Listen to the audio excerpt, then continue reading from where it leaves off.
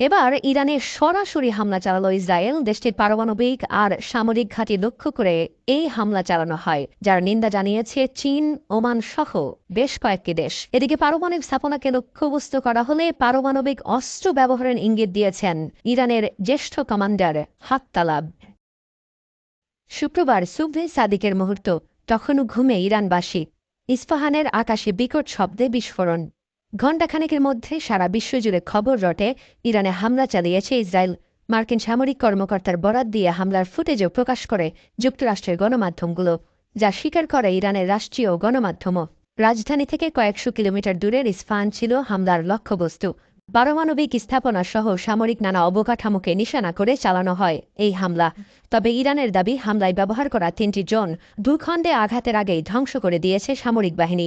অক্ষত আছে পারমাণবিক স্থাপনা সহ অন্যান্য অবকাঠামো। তবে আবারও পারমাণবিক স্থাপনায় হামলা হলে কঠিন জবাবের হুঁশিয়ারি দিয়েছে তেহরান।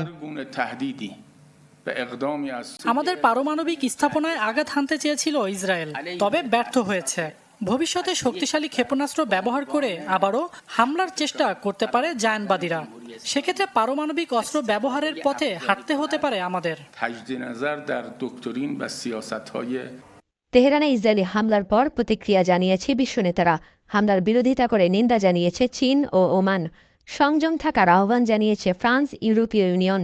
উদ্বেগ জানিয়েছে নেদারল্যান্ডস, জাপান ও মিশর।